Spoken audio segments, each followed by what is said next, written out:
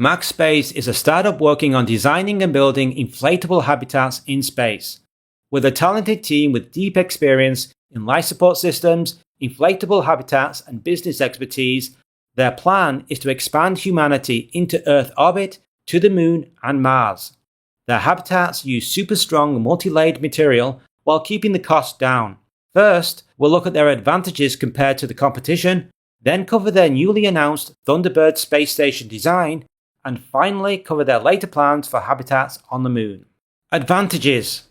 Let's go over some of the advantages of using inflatable and expandable habitats for space stations versus the traditional route of using metal modules.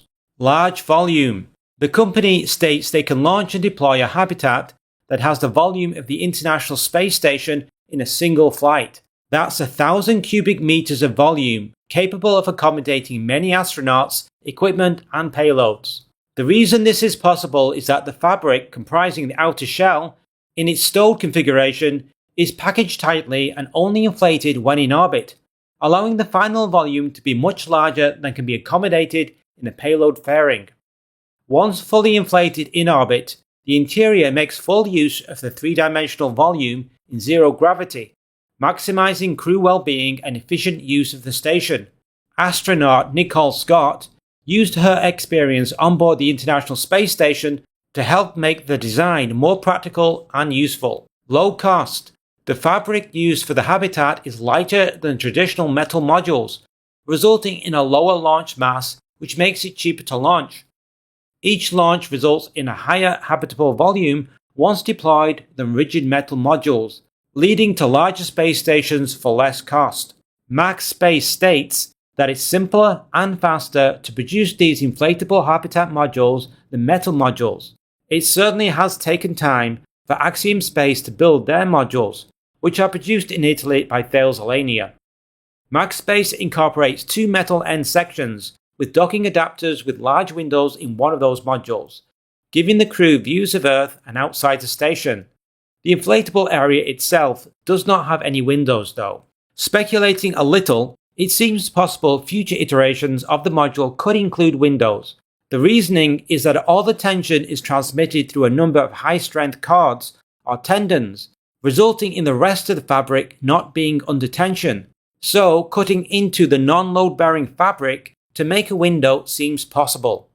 Given their lunar module designs seems to show windows in the inflatable areas, it seems like windows will be incorporated later on. Safety. Safety is a crucial aspect. NASA would not send astronauts to a habitat unless they were sure it's well protected against radiation and orbital debris. MaxSpace has designed their habitats with 3 times the safety factors required by NASA. This gives the station good protection from micrometeoroids, which can impact the station anytime. Just recently, the Chinese Shenzhou spacecraft sustained damage from a small piece of debris, which required China to send a standby spacecraft instead. The orbital debris problem continues to get worse, so robust protection for crew on board a space station is essential. MaxSpace likely includes Kevlar in the fabric that comprises the outer shell of the habitat. This outperforms traditional aluminium and titanium when hit by fast-moving projectiles. All testing that MaxSpace have performed so far shows the fabric far exceeds NASA standards, including tests for thermal, compression, vibration, vacuum, and micrometeoroid protection. Space tested. Expandable habitats are not new. NASA's been testing them, including in orbit, for over 40 years.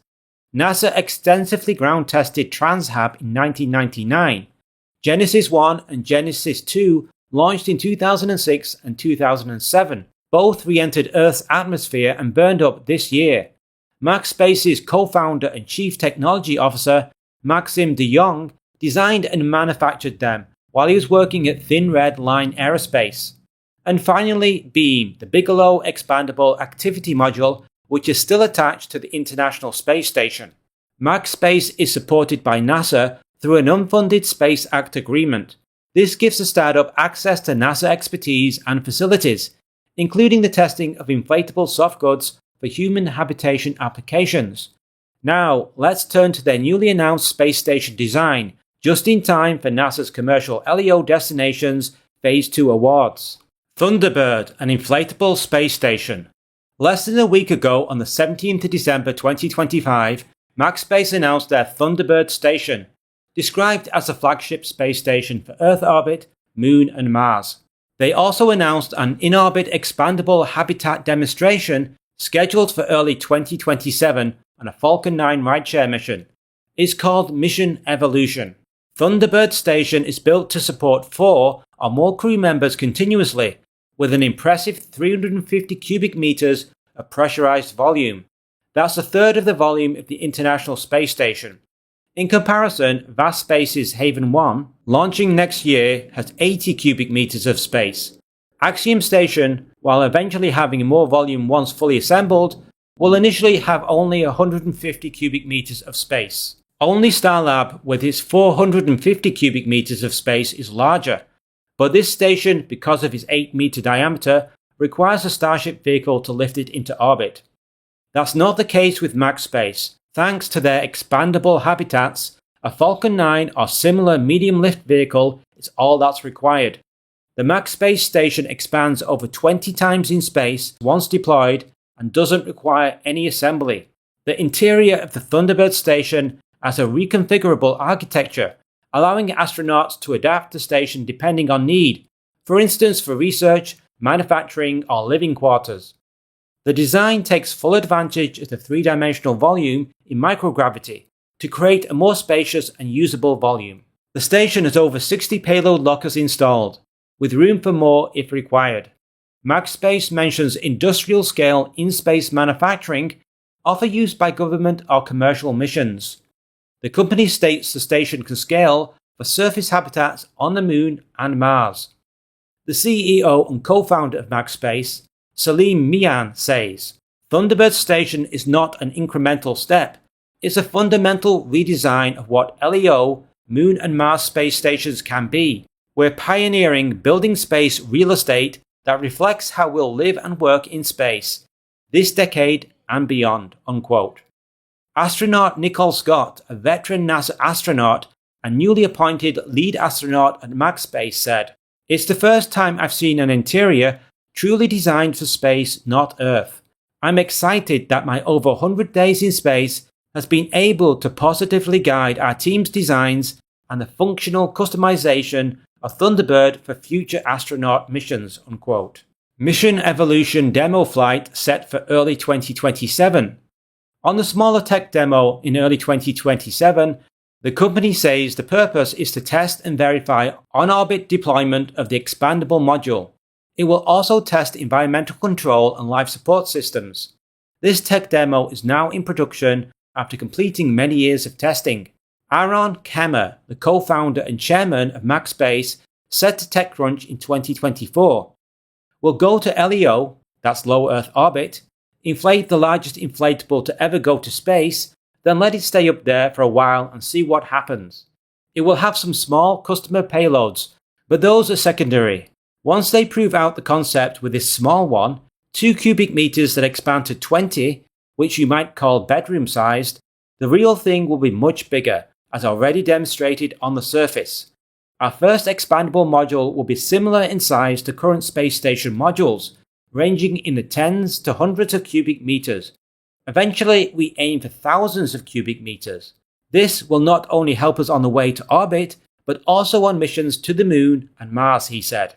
He went on to say, I quickly realized that if we were ever going to bring real commercialization, large factories, housing, labs, etc., to space, we needed a lot more volume. Expandables are the only comprehensive solution that allows this to be possible, and no one in the world knows space expandables better than Maxim, unquote. Why commercial space stations matter.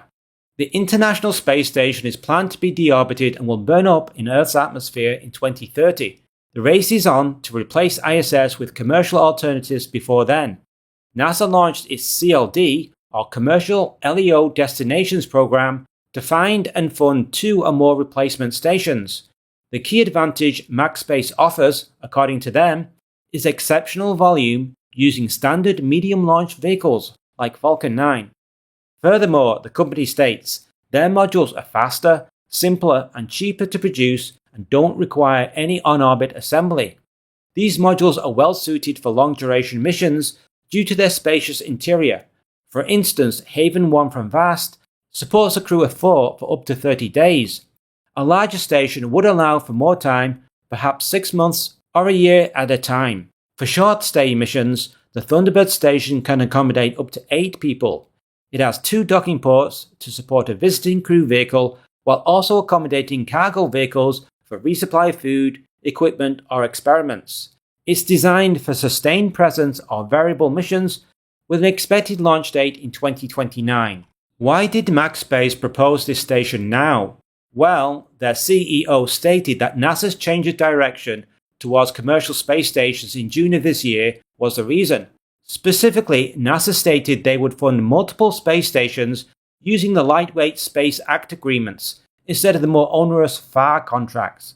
In addition, NASA's minimum requirements were relaxed, no longer requiring a gold-plated space station beyond what a typical space startup could afford to develop. Shorter stays of only 30 days are required, with more generous funding and NASA welcoming new entrants for Phase 2 awards. It makes sense for MaxSpace to put their hat in the ring and make their own proposal. Mian, the CEO, said they are seeing plenty of interest from potential customers. A low-cost space station, launchable on a Falcon 9, can benefit space manufacturing or pharmaceutical companies. MaxSpace Moon. On their website, MaxSpace suggests their habitats can be used for lunar outposts or bases. Specifically, they mention rover garages, warehousing, farming, entertainment, tourism, and eventually living. Vendors on the website also show the habitats on the Martian surface. The competition. Right now, the companies with commercial space station plans are VAST Space, Axiom Space, Starlab Space, and Blue Origin. It's possible SpaceX could offer their Starship vehicle as a station in the Phase 2 bidding. They did this for Phase 1 but were not selected. VAST Space is launching a space station module next year named Haven 1. Axiom Space is also building modules via Phase Lania in Italy. Starlab Space switched from possibly using inflatable technology to a hard metal shell a few years ago. MaxSpace would be the only contender offering an inflatable habitat design. Upcoming events. MaxSpace is fully funded through the launch of Mission Evolution, their tech demonstrator, in early 2027 from a group of private investors. Their Thunderbird station bid for Phase 2 awards of NASA's commercial LEO Destinations program could unlock more funding, giving the company more credibility and unlocking future contracts from NASA, other space agencies, and commercial entities. What do you think of MaxSpace's Thunderbird space station design? Do you think they have a chance bidding for the NASA CLD program?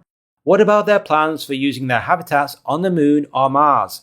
Leave your thoughts and opinions in the comments section below. Thanks for watching. If you enjoyed this space video, consider buying me a coffee to help fund more episodes like this. The link is in the description. Space News Live is on Saturday evening or Sunday morning, depending where you watch from.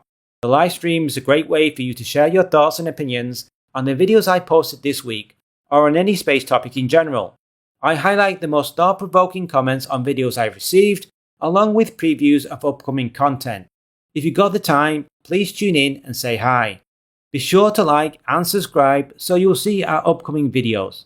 We make videos every week covering the space industry with an emphasis on the smaller space startups that aren't covered so well on other channels. See you soon.